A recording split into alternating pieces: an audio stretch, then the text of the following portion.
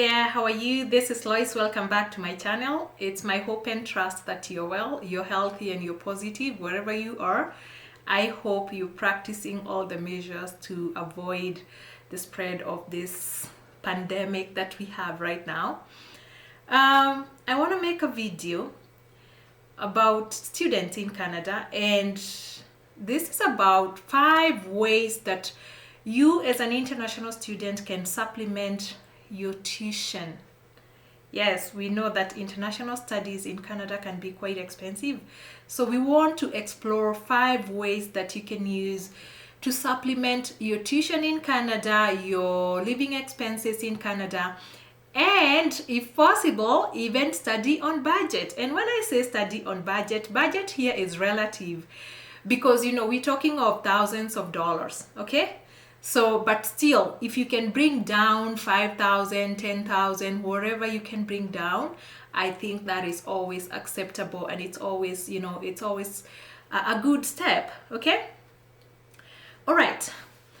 I know a few people who are saying we should stop and wait for COVID to end, but myself, I choose to move on. I choose to live during this storm, and a few other people, I know other people who are also choosing to live, and that's why our schools are still open, work is still going on, life is still happening.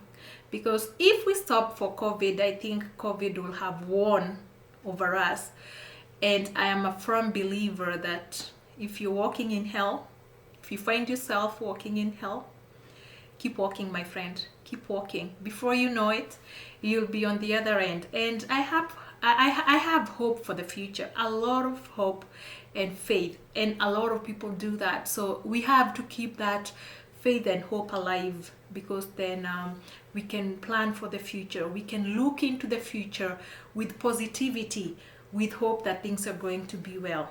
I thought I would just mention that. Anyway, you all know that my videos are for your information purposes only. They are not for legal advice. If you want any legal advice, if you want help with your application, school application, anything you want help with, please send me an email and book a consultation. Okay? All right. So, as an international student, you're going to find that, yes, school here is expensive, and I'm talking, for the purpose of this video, I'm going to focus on post-secondary education. That is for your diploma, for your degree, or your for your graduate studies. So those are the things that I'll be addressing today. And I just want to give like a brief, an indication of just about how much these things cost. So, and this is just an average. So a diploma, usually like a 2-year diploma, would cost about $15,000 to $18,000 per year. Most of them, that's just about how much they cost. So if it's 2 years, then you're talking about 36,000, okay? For degree, a lot of degree programs cost about $20,000 a year. And master's programs, those ones can be quite pricey, but they average, most of them average at about $25,000 to $30,000 a year. Okay, so you can see, so masters, they're going to be 2-year programs. Of course, a degree will be 4 years, and most diplomas are 2 years. You must also factor in cost of living, and cost of living is calculated per year. And in that case, it's about $10,000 to $12,000 a year. Okay, so you can see that is about just how much money you should be planning. And guess what? When you are applying for a study permit, you need to satisfy the visa officer that you have enough funds for your studies in Canada and for cost of living. Okay, all right. In an ideal situation, I have 3 scenarios of a very ideal situation of how you should be able to fund your studies in Canada. So one is where your parent is sending you here. Maybe you just left high school, your mom or your dad, your parents send you here to study whatever course, and they just pay for you. You just pack your bags and go to school, just like you did when you went to boarding school, right? That is an ideal situation, and you don't have to worry about anything because come on, your parents are blessed, they have money. That's an ideal situation. Another ideal situation is where you have worked hard, you have savings, you have assets, and you have consolidated your savings and assets. And guess what? You have money to take you through your 2-3 years of your master's program. Okay? Another ideal situation is where someone, a good Samaritan, a charitable organization, your employer, somebody, a sponsor, liked you so much and said, you know what, my friend, go to Canada and study and you don't have to worry about school fees. Those are ideal situations. Unfortunately, those ideal situations are not very common, right? Majority of the people do have money to study, but then they don't have money to take them through 4 years of studies, right? And even if they do have that, you still want to have that cushion. You still want to leave someone. You just don't want to use all your savings to go to school, right? What if something happened? You still want to have something to fall back on. And that is why we need to supplement, right? And this supplementing, so which are they? Which are the ways that you can use to supplement your studies or even study on budget? Number one, we said we're talking about 5. Number one is scholarships. Yes, scholarships are available everywhere in your country of origin. There are so many scholarships. You just have to do your due diligence. Do research, ask, look for this, whatever you seek, you shall find. So look for scholarships, especially for research. There's so many research-based scholarships in your country. Look for them. Even here in Canada, there are scholarships available, look for them. And, you could be on your way to Canada under a scholarship. And that's a good thing. Number 2, these are grants. And grants and scholarships kind of go together. But the grants I'm talking about, they are given by schools here in Canada. Okay? So you're going to find that some of them could be academic based. Like if your grades are so good, if you're keeping up a top GPA, if you're doing really well, you could be getting grants. There's a lot of grants for people who have stellar grades. There are also grants for extracurricular activities, like you see athletes. So if you have that game, if bring your A game. If you're good at a sport, bring your A game. Don't be shy. Come participate in your school. Come represent. Come join the team. And guess what? You could be getting grants or even scholarships. I know actually there are some colleges, some universities here rather, that offer scholarships like partial. You may not get like the full scholarship, but they do offer partial scholarships upon admission to people who have very high GPAs or even GMATs.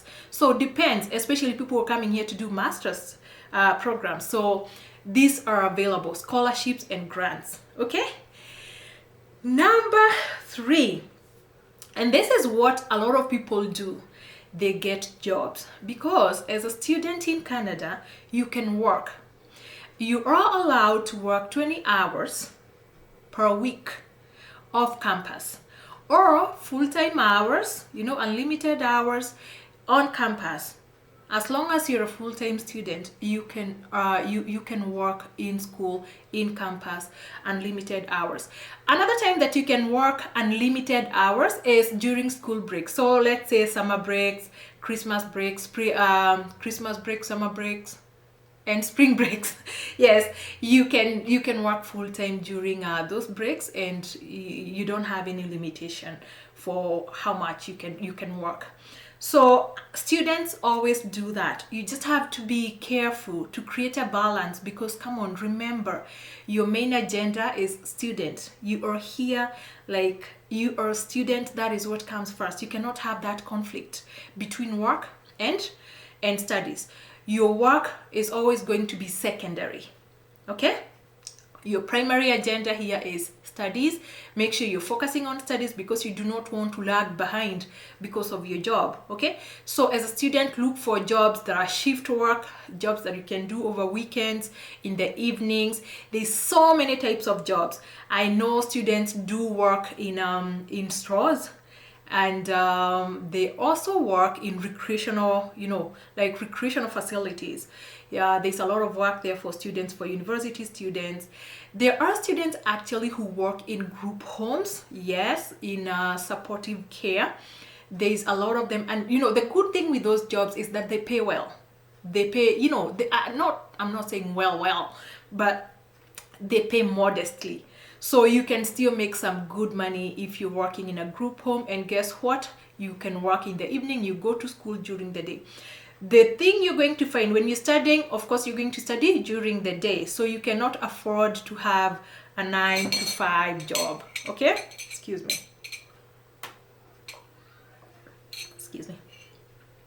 Yeah, so you cannot afford to have a 9 to 5 job while you're a student, because you're going to study during the day and you can work during the other hours. You can take shift work. Okay, people do that all the time. You can always work as a student. The other thing, actually, before we go on, as a student, you're going to find most of the jobs, they pay minimum wage. Yes, they pay minimum wage, and that is quite unfortunate. So you cannot, and this is something I tell parents or even students when they're talking to me. They ask me, so am I going to be able to sustain my studies by working? I always tell people, that's why I tell people, please bring at least 1 year of school fees. Because when you have 1 year of school fees, you don't have to worry. You're not under pressure to get work. And you can concentrate on your studies, especially the first year, which is very critical. You just arrived, you don't know your way around. You need to concentrate on your studies and settling down so that you have a break, you have a breather. You don't have too much pressure of getting work and, being able to study and support your studies. So if you can provide school fees for a year, then at least that gives you 1 whole year whereby you can work, and then the next year you'll have some savings from this year, and maybe that way you can fund some of your studies. But it's very hard to fund studies by working here in this country, simply because most of these jobs do pay minimum wage. And because they're paying minimum wage and you're only working 20 hours a week, that is the limitation, that you're working 20 hours a week and you're getting paid minimum wage. Okay, just get that clear. So it's something that I like people to understand, so that it does really make people frustrated when you come here and you realize you cannot make a lot of money as a student. You only make money to cater for your living expenses, unless you're working yourself crazy. Okay, but I know people do that, and that's why I was saying maybe you want to look at jobs like group home jobs, because they pay better. They pay better than the minimum wage jobs. So then that way you can have something, right? Okay, the other way is number 4. Another way to supplement is having a side hustle. Yes, students can have side hustles. Students actually do get side hustles in this country. And when I mean side hustles, these are things that they can do. Maybe they still have their jobs, but when you have that side hustle, it's an extra coin. It's an extra $100. It's an extra $300 here and there. And it helps you a long way, because that money actually does add up. Okay, so these side hustles that students actually do, I just want to talk. Number 1, if you have a talent, don't leave your talent behind. If you know how to make hair, you can make good money here making hair over your spare time. Yes, you can braid people's hair. It's about $100 to make regular braids. Bring that talent. If you know how to sew, stitching, sewing machine, if you know how to do that, you can do these kind of jobs in campus. Alterations here cost a lot of money, so you can be doing alterations and a few stitching here and there, and you know what, that's a side hustle that you can do to get an extra coin. I know students also work as cleaners, and these cleaners, I mean like home cleaners. In your neighborhood, you're going to, there are people who are looking for people to clean their homes all the time, and you could maybe make $60 to $100 per house. So if you have 2 houses you're cleaning, or even a house you're cleaning per day, it takes like 2 hours to clean a house, right? So that is an extra coin that can take you a long way. Okay, the other thing, and I talked a little bit, is caregiving job. And when I mean caregiving job, this is not nanny jobs. No, these are jobs that you find with in people with disabilities. At times they need care, like overnight care in their homes. There are those kinds of jobs whereby you can be a supportive roommate. So you would go to school in the morning, and while this person also goes to their day programs, and in the evening you come home and you support them at home, in their living at home in their homes. So that really does help. Okay, and that's a nice way to balance your studies, because you maybe still staying in that house, you're supporting this person, and you're not paying.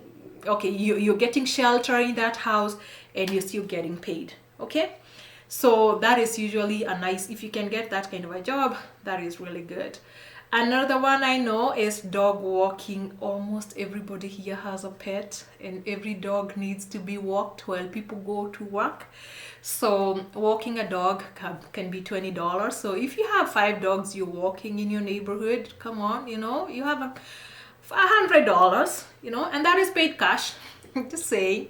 Another one is sharing rooms. Let me tell you, I know students do. You can rent a room, maybe like a basement that has 2 bedrooms, and then you rent out one room to a fellow student. Guess what? You're making an extra $400 a month, right? And now you can save that money towards something else. What I love most, the last one that I love most that students do, is tutoring. Yes, students are very good tutors, and especially as right now I am struggling with my kids studying at home. I don't know chemistry, I don't know science, come on. So university students help us a lot. We do hire them to tutor our kids in high school, in junior high. That's something you can always venture. Oh yeah, and I can also mention, photography. You can do photography. Okay, yes, if you're good at at photography, you can always start a side hustle. Still gonna give you an extra coin. Anyway, number 5, I already talked about 4 ways to supplement or study on budget. Okay, number 5 is my most important, and this goes all the way to something that I keep saying here: planning, strategic planning for your studies. When you're coming here to study, you need to plan way in advance. And if you consult me, there's always one question I ask people: what's your end goal? What is your end goal? Because your end goal is going to determine how we prepare. Okay, and what I mean by preparation, it's going to be the kind of a school you go to, because guess what, those famous schools, those big schools, cost more than less famous schools. Schools in big cities, in popular provinces, are going to cost more. If you must study in Ontario, it's going to cost you more than it would cost you to study in Manitoba or in Nova Scotia. Yeah. So it depends. It's how you plan your life from the word go. When you're looking for school, you need to consider things like provinces, cities, the kind of a school, the kind of a course. Yes, the kind of a course. You need to think about those very much, because every course, some courses can be very expensive. Also, when I talk about the type of a school, you don't necessarily have to go to a university. You can go to a community college. They are easier and they are cheaper. Okay, so you can be paying like way less in a community college than you would be paying in a university. And guess what? Competition is high in that university, and your life is gonna be more stressful there. Okay, so when I talk about planning, you need to be very, very, very careful when you're planning as a student, because there are ways actually, and I'm gonna give you a scenario here. You want to come to Canada to study a 4-year degree program that is going to cost you $20,000 per year. That is $80,000 plus, of course, living expenses, right? So you're talking about about $100,000 in 4 years. Okay, excuse me.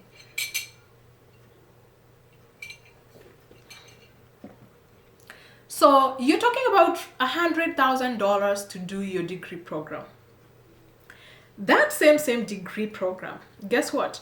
Once you finish your degree program, what is your goal? Do you want to go back to your country, or do you want to settle here? If you want to settle here, then you're going to apply for a postgraduate work permit that is going to take you another 2 years, and then after that you can apply to become a permanent resident. So you will be applying to be a permanent resident in about 7 years. Yes, from the day you came here as a student.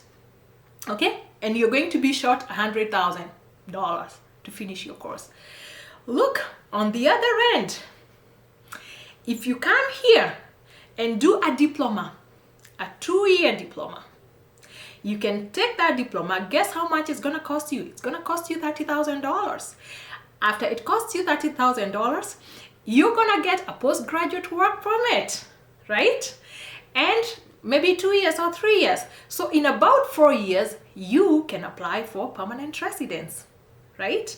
In about 4 years, you can apply for permanent residence, and you'll be a permanent resident sooner than the person who is taking a degree program. Then guess what? You're only short $30,000 for tuition, and you become a permanent resident. As a permanent resident, you will be paying local domestic rates for tuition. So you can go back to school and finish your degree in 2 years. Yes, you can finish your degree in 2 years because you're going to apply the same credits from your diploma.